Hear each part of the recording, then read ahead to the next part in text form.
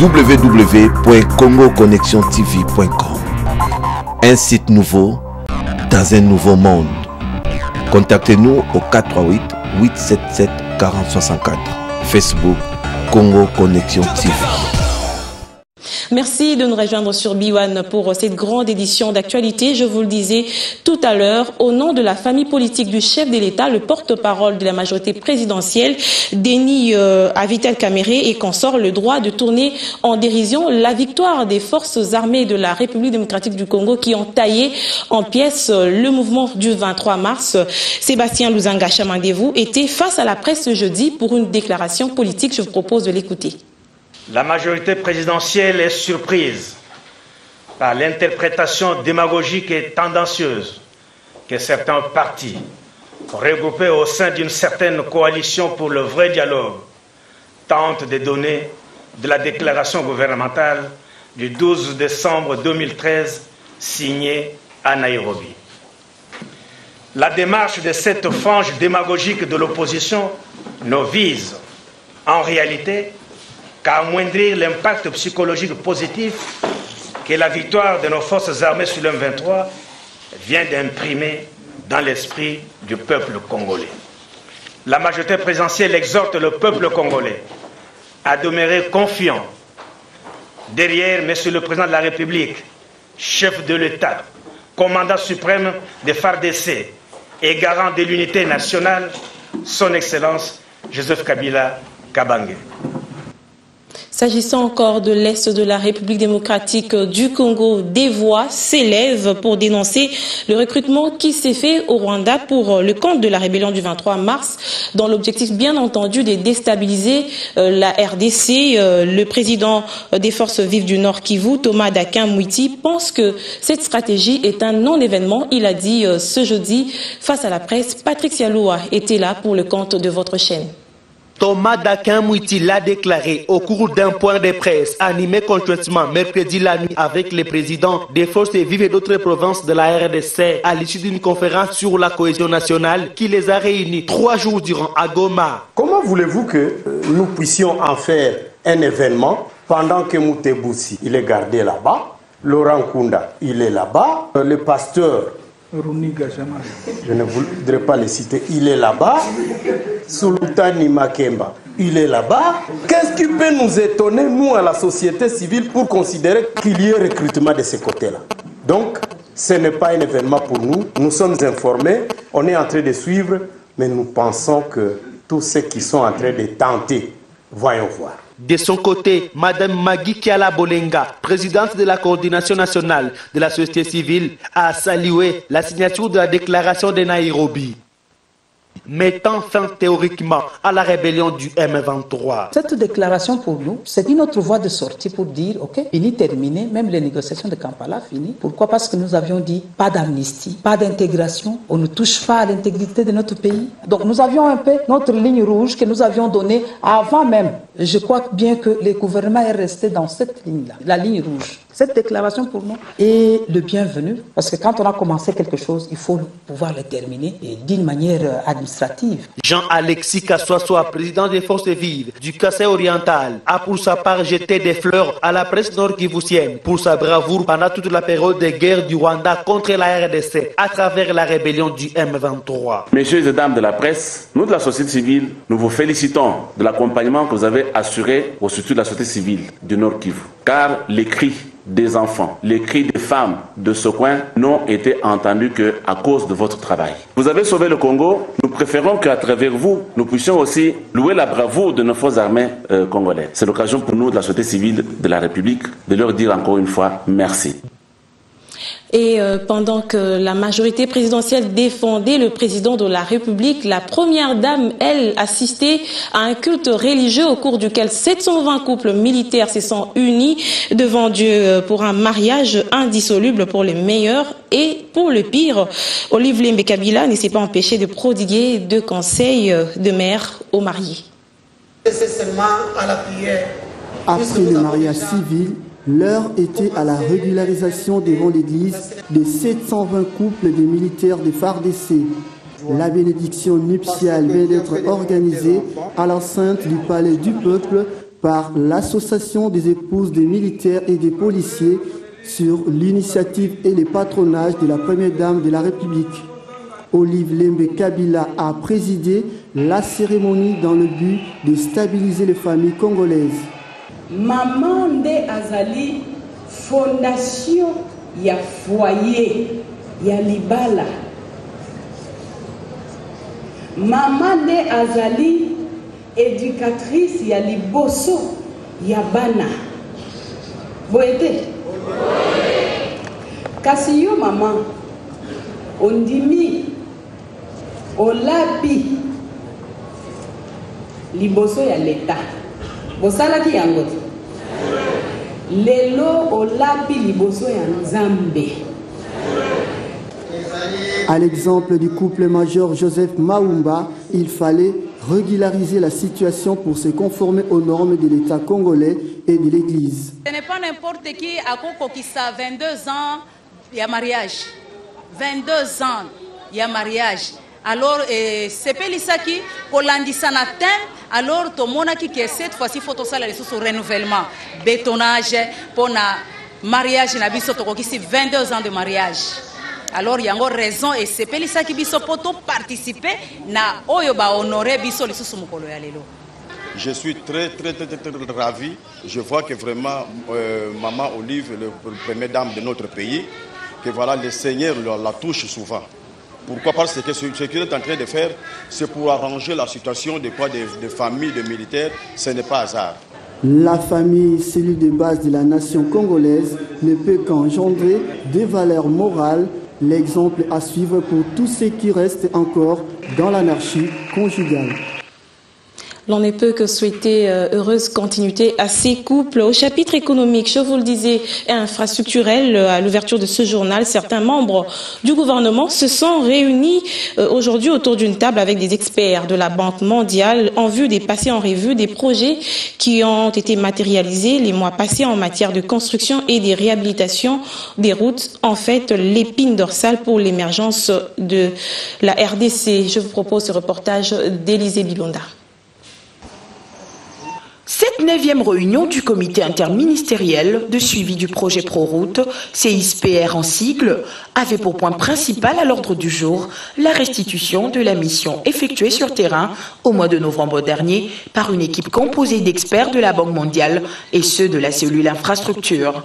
L'année 2013 s'achève, le projet de réouverture et d'entretien des routes hautement prioritaires, Proroute, se comporte plutôt bien malgré certaines difficultés rencontrées. C'est réjoui Eustache Wayoro, directeur des opérations de la Banque mondiale en RDC. Aujourd'hui, on peut aller à Bouta, on peut aller à Doulia. Il y a vraiment une avancée. Pendant de nombreuses années, cette route était fermée et donc il y a une avancée qui est remarquable. Il faut continuer toujours de faire plus et nous apprécions vraiment le leadership du gouvernement, monsieur le ministre des Infrastructures, et nous, en tant que Banque mondiale, nous sommes vraiment engagés pour accompagner le gouvernement.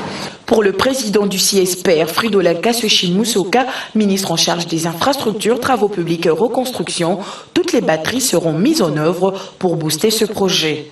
Aujourd'hui, on peut quitter le Katanga à travers la route nationale numéro 5 jusqu'à aller au Sud Kivu, notamment jusqu'à Baraka et bientôt jusqu'à Uvira et donc de Uvira jusqu'au chef-lieu de la province Sud Kivu qui est Bukavu. Deux chefs-lieux seront reliés alors qu'il y a quelque temps cela était impensable. C'est environ 1000 kilomètres et quelques. Nous avons aussi l'axe qui est sur la RN4, notamment de Beni, en passant par Komanda jusqu'à Nyanya et Kisangani, par Banalia jusqu'à du côté de Bunduki et jusqu'à pratiquement à Bumba, qui va aussi être réouvert. Et il y a quelque temps aussi, c'était un axe quasi impraticable. Tous ces investissements effectués par le gouvernement dans le domaine des infrastructures routières auront plus d'impact si les usagers de la route s'en approprient en respectant notamment le tonnage et les barrières des pluies. Et puis, le premier responsable de notre bailleur défend de poids, en l'occurrence l'administrateur des l'USAID, était dans nos murs bien avant de quitter le sol congolais. Il a dressé un bref bilan de son séjour à Kinshasa. Patricia Panzou était là pour les comptes de votre chaîne. Le gouvernement américain veut être un vrai partenaire de développement de la République démocratique du Congo. Un message lancé par l'administrateur de l'USAID au cours de sa visite en RDC. Rajiv Shah soutient que le gouvernement Obama, à travers l'USAID, continuera à disponibiliser des ressources afin de contribuer au développement de la RDC dans les secteurs de la santé, de l'éducation et le partenariat public-privé. Des messages livrés à la presse ce mercredi. Par exemple, pour ce qui concerne la santé, notre but c'est de pouvoir aider 420 000 enfants âgés de moins de 5 ans afin qu'ils puissent bien sûr croître normalement. Et bien sûr, pour ce qui concerne l'éducation, c'est de pouvoir faire en sorte des millions d'enfants supplémentaires et accès à bien sûr une scolarité normale et aussi à pouvoir élargir cet effort à l'horizon de 2015. La deuxième préoccupation, c'est par rapport... L'administrateur de l'USAID a, au cours de cet échange avec la presse, évoqué le partenariat d'une hauteur de 4 millions de dollars américains qu'il vient de signer avec la société minière Barro afin de formaliser légalement l'exploitation artisanale de l'or dans cette partie du pays. D'autres partenaires s'invitent également au débat en République démocratique du Congo dans le domaine de l'exploitation forestière. Cette fois-ci, tous les acteurs impliqués dans la gestion forestière s'estiment scandalisés par la mafia qui a élu domicile dans les secteurs puisque la coupe du bois se passe par les billets des pratiques illicites. Évaluation des actions en 2013, analyse du secteur forestier, la récente saisie du bois congolais en Allemagne, autant de questions traitées par la coalition nationale contre l'exploitation illégale du bois. Nous avons reçu les documents justement des lots concernés et que nous avons pu jeter un coup d'œil et qui ont montré certaines failles. Donc maintenant évidemment l'administration doit prendre ses responsabilités, compléter, examiner et donner sa position. Après échange et harmonisation de vues, des recommandations pertinentes ont été formulées en vue d'assainir le secteur, au nombre desquelles la mise en place d'un programme efficace d'identification des autorités politico-administratives, militaires et parlementaires et l'abrogation du décret portant création du Fonds national de promotion du service social. Même gouvernement qui a pensé à faire du patrimoine forestier un moyen pour le développement de ces communautés, aujourd'hui, par les biais du Premier ministre, on publie un décret qui va à l'encontre de ce qui a été publié par notre ministère. Nous disons non en tant que coalition, non, alors non à cela. Concernant les résultats en termes de plaidoyer menés par la coalition, des indicateurs restent non reluisants. Le ministère de l'Environnement, qui a en charge la forêt dans ses attributions et qui devrait lui édifier par rapport à tous les efforts que les partenaires internationaux et la société civile et le secteur privé ont fait pour qu'il y ait aujourd'hui des dispositions de partage des bénéfices entre les communautés locales et peuples autochtones et les entreprises forestières. À ceci s'ajoute la poursuite et sanction des contrevenants aux dispositions du Code forestier et de ses mesures d'application. L'une des provinces dotées des vastes étendues forestières, c'est celle de l'Équateur, et des patrons des presses originaires de cette province ont opté de se réunir en association. La sortie officielle de ce regroupement est intervenue hier. Soleil Toumba était sur place. Le développement de la province de l'Équateur, les éditeurs de journaux originaires de cette province s'y impliquent pour contribuer à l'édifice. Ces chevaliers de la plume agiront désormais à travers l'Union des éditeurs des journaux originaires de cette province, structure mise en place pour la cause. Le chevalier de la plume originaire de l'Équateur ne pouvait rester insensible face au problème de la pauvreté indestructible qui ronge sa province. Initiative salutaire pour autorités notables, toutes tendances confondues. Je pense que tout ce que nous pouvons dire aujourd'hui, c'est d'aider cette structure à aller de l'avant. Il ne faudrait pas que la naissance soit immédiatement suivie du décès de cette structure. Un signal fort, estiment les autres, pour le décollage de l'entité. Un nouveau départ pour la province de l'Équateur, parce que, comme je l'ai dit dans mon mot tout à l'heure là, c'est qu'un journaliste peut brûler tout un village, tout comme un journaliste peut sauver un village. L'Équateur est en détresse aujourd'hui parce que nous disons que le tableau est sombre. Il faudra qu'on cherche des voies et moyens pour aller de l'avant. Et chacun de nous, fils et filles de l'Équateur, doit jouer un rôle dans son domaine. Et les journalistes de l'Équateur se sont dit, doivent se mettre ensemble pour qu'ensemble ils puissent apporter leur pierre de construction. La presse, un pouvoir aussi considérable capable de transformer les choses, est invitée à plus de responsabilités. La RDC ouvre un champ très large de partenariats publics-privés. C'est en tout cas ce qui justifie la première table ronde organisée par l'Office national de l'emploi et qui s'est ouverte cet avant-midi à Kinshasa. Il se tiendra jusqu'au 21 décembre prochain. Comment fonctionner au mieux pour que les jeunes Congolais soient le premier bénéficiaire de l'emploi? Comment traquer le chômage et les sous-emplois et offrir à la jeunesse les perspectives de l'emploi décent? Ce sont là les questions sur lesquelles vont se pencher durant 2 jours les participants venus de toutes les provinces du pays et des pays africains à la première table ronde sur le fonctionnement des services privés des placements en RDC.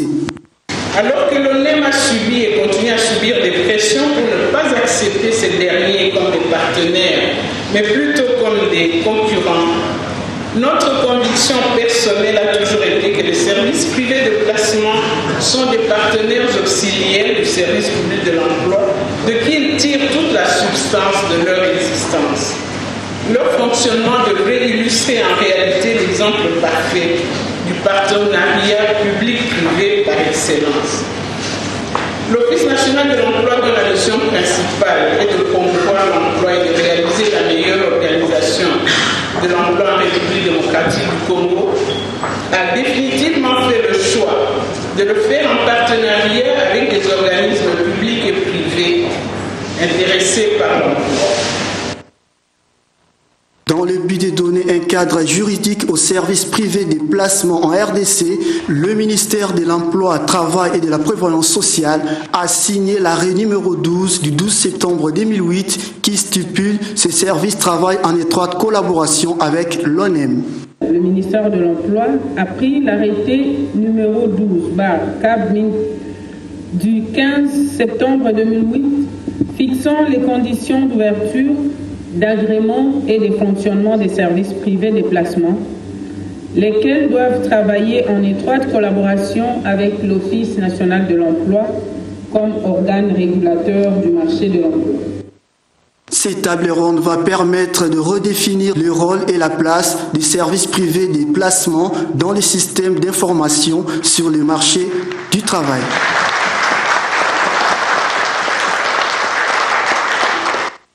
Des nouvelles du continent, nous les avons à travers les lignes. D'abord, le monde au Soudan du Sud, la lutte pour le pouvoir menace de dégénérer en guerre civile dans les plus jeunes États du monde. Le Soudan du Sud, la guerre menace à nouveau. Cette fois, il n'est plus question, au moins officiellement, des tensions avec Khartoum dans le Soudan du Sud. S'est séparé en juillet 2011 après plus de 2 décennies de conflit, mais d'une possible guerre civile sudiste qui a déjà fait plusieurs centaines de morts depuis dimanche 15 décembre à Djouba, la capitale. Et puis l'Express parle de l'Égypte. L'ex-premier ministre et 2 fils de Moubarak a quitté dans une affaire de corruption. Ahmad Shafik, candidat malheureux à la présidentielle de 2012, était jugé par contumace. Depuis sa fuite aux Émirats arabes unis, se pose la question de son éventuelle candidature à la présidentielle prévue en 2014. Des personnalités de l'ancien régime sont mieux traitées par la justice égyptienne que l'ancien président Mohamed Morsi. Ahmad Shafik ainsi que les 2 fils de l'ancien chef de l'État ont été acquittés jeudi au Caire dans une affaire de corruption. Ce journal se poursuit tout de suite avec l'invité du journal. Il s'agit du professeur Émile Ngoï Kassongo. Il est cadre de la majorité présidentielle et bien communicateur également. Avec lui, nous allons décrypter l'actualité qui a porté aujourd'hui sur la déclaration de cette plateforme. Alors, Monsieur Émile Ngoï, vous êtes professeur et vous êtes également cadre de la majorité présidentielle. Je le disais tout à l'heure, vous avez réagi aussitôt face à la position de la coalition pour le vrai dialogue, le CVD, qui n'était pas pour cette déclaration du 12 décembre dernier. Il paraît qu'il y a une certaine manigance. Écoutez, madame, notre plateforme, la majorité présidentielle, dénonce avec vigueur, notamment parce qu'il s'agit ici de l'idée que nous faisons de la République, n'est-ce pas? Vous le savez très bien que le gouvernement a signé une déclaration. Cette déclaration est consécutive à la finalisation du processus de Kampala. Il est étonnant que cette coalition, cette fameuse coalition, aujourd'hui donne une interprétation qui est une interprétation tendancieuse, qui n'est pas empreinte du reste de patriotisme, pour essayer justement d'en faire, si vous voulez, de jeter un peu du discrédit, notamment sur la victoire des FARDC. C'est dit clairement dans leur déclaration que la victoire des FARDC serait un leurre, une poudre aux yeux, une mascarade. Donc je pense qu'on ne peut pas aller aussi loin quand on sait ce que notre pays a enduré. Et dans la même coalition, vous trouvez certains partis ou personnalités qui a peu adhéré aux thèses de la rébellion et qui voulaient inciter les gouvernements justement à trouver des concessions avec les rebelles. Précisément, si je pense que, comme vous l'avez vu vous l'avez pu lire dans la déclaration, des renseignements sont là et je pense que le moment venu, et l'opinion attend d'ailleurs que justice soit faite vis-à-vis de ces fils de la République qui ont adhéré à ces thèses, aux thèses des personnes qui ont tué, qui ont violé, qui ont participé à exploiter, à piller les ressources. Mais déjà que la fin des République. pourparlers a posé problème en termes de forme, on ne savait pas exactement, est-ce une déclaration, est-ce qu'il fallait... il y avait beaucoup des polémiques autour de contenu même ou de l'appellation, de la dénomination de ce document qui devait sanctionner la fin des pourparlers. Ils ont droit de réagir après qu'on ait appelé ça une déclaration. Je pense que l'opinion congolaise était unanime avec son gouvernement, qu'il n'était pas question de signer un accord avec ceux qui ont été défaits, ceux qui ont été aujourd'hui, tu sais, qui ont signé une déclaration de dissolution, qui se sont justement dissous. Et il était question pour les gouvernements, étant donné que nous sommes un gouvernement, la République a un gouvernement responsable. Il y a des engagements internationaux, notamment les engagements pris dans les cadres de l'accord d'Addis Abeba, d'une part, et d'autre part, des recommandations de la résolution 2098 des Nations Unies. Il était important que ces processus, qui avaient une dimension diplomatique, puissent effectivement connaître un aboutissement heureux. Et cet aboutissement, vous le savez, sur le plan militaire, ils ont été défaits. Sur le plan politique, il y a eu les dialogues, il y a eu la réconciliation, il y a eu cette cohésion nationale, n'est-ce pas? Et là, j'ajoute au passage que cette coalition, la CVD, est constituée notamment de cette frange de l'opposition qui n'a pas voulu dialoguer avec les restes de la République. Et aujourd'hui, qui se rend bien compte que la victoire militaire est là, le succès politique est là et les succès diplomatiques également. Donc la République ne pouvait pas faire des concessions sur ses engagements internationaux. Et vous verrez très bien que l'acte qui a été signé en termes de déclaration, d'abord, c'est le gouvernement a pris acte de la déclaration du M23 de cesser d'exister comme un mouvement rebelle. Et vous savez, lorsque on lit ces papiers, ces déclarations, on prétend que le gouvernement avait c'est pas le gouvernement qui voulait les transformer en parti politique. Le droit de créer un parti politique est réservé à tout citoyen, à condition de ne pas avoir de démêlés avec la justice, d'avoir conservé ses droits civiques et ses droits civiques notamment. Et à l'occurrence ici, le gouvernement est ferme à ce qui concerne l'intégration, à ce qui concerne les conditions de l'amnistie. Tout cela doit se faire au cas par cas. Ça a été clairement dit. Qu'il s'agisse aussi des questions du retour des réfugiés, le gouvernement, en faisant appel aux mécanismes internes internationaux, est en train de veiller à ce que les retours des réfugiés se fassent dans leur lieu d'origine et donc après avoir établi l'identité et donc connaître qui était là et qui est parti, qui doit rentrer. C'est pas comme ils sont en train de le dire dans la déclaration. Et je trouve ça empreinte de très peu de sérieux et de patriotisme. Et je crois que c'est vouloir véritablement, encore une fois, induire la population en erreur. Ils étaient où quand Goma était occupé par les M23? Quel a été le discours que les FARDC ne sont pas en mesure de pouvoir faire face à une rébellion sortie de nulle part, n'est-ce pas? Et aujourd'hui, avec cette victoire, on voudrait minimiser la victoire finalement. Le gouvernement aurait dû faire quoi? C'est ça la question. Mais justement, une victoire qui fait craindre, parce qu'aujourd'hui, je l'ai dit tout à l'heure, pendant l'édition, le Rwanda est entré en corps d'armée le M23, selon une information qui nous vient de Goma. Il reste à vérifier sur le terrain. Est-ce que ce n'est pas par rapport à ça que une certaine opinion pense qu'il y a eu une mascarade? On parle des victoires, alors que sur le terrain, la réalité est tout autre. Mais bien sûr, il faut laisser justement au Rwanda ou d'autres pays de la région de pouvoir encore digérer leur défaite, n'est-ce pas? Est-ce que vous dites nous avons ces renseignements-là? Je crois que c'est l'ONU. L'ONU a donné des informations dans ce sens-là qu'une partie des M23 à travers les Rwandais serait en train de se regrouper, de recruter. Je pense que si ces informations, si ces renseignements, puisqu'ils viennent de l'ONU, c'est un défi. C'est un défi que le Rwanda aujourd'hui, à travers la défunte M23, le défunt M23, c'est un défi qui lance à l'ensemble de la communauté internationale. Je ne pense pas que, avec autant d'énergie, de moyens que la communauté internationale a mis justement pour arriver à la paix, à la réconciliation dans notre pays, qu'ils puissent accepter ce genre d'aventure. Mais en tout état de cause, la montée en puissance de notre armée, qui dorénavant a une dissuasion qui est parfaitement crédible aujourd'hui, je pense qu'ils s'y regarderont à deux fois.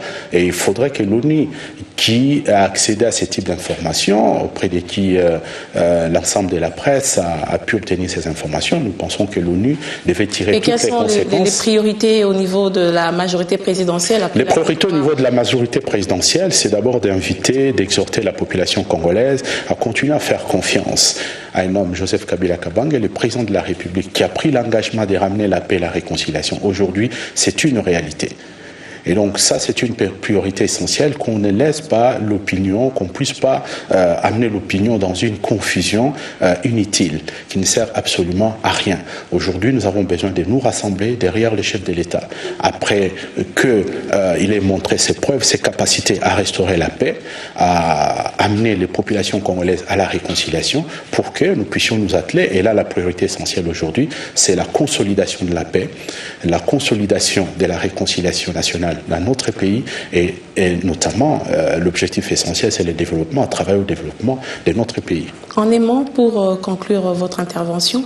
En un mot pour conclure notre intervention, nous voulons simplement dire ici que la majorité présidentielle tient à informer, à rassurer l'opinion sur le fait que le gouvernement de la République n'a pas signé un quelconque accord avec les M23 qui puisse aliéner l'intégrité territoriale de la République ou qui puisse énerver la Constitution de la République. Il s'agit ici d'une déclaration que le gouvernement a signée, prenant acte de la déclaration du M23 qui s'est auto-dissoute. Professeur Émile Ngoyi, merci d'avoir accepté de venir sur ce plateau ce jour. C'est moi qui vous remercie, madame. Je rappelle que vous êtes cadre et communicateur de la majorité présidentielle. Avec vous, nous avons décrypté l'actualité autour de la réaction de la majorité présidentielle face à la position du CVD qui a jugé qu'il y avait une manigance par rapport à la déclaration du 12 décembre dernier sur la décapitulation du M23. Mesdames, Messieurs, c'était donc là l'invité du journal. www.congoconnexiontv.com. Un site nouveau dans un nouveau monde. Contactez-nous au 438 877 4064. Facebook Congo Connexion TV.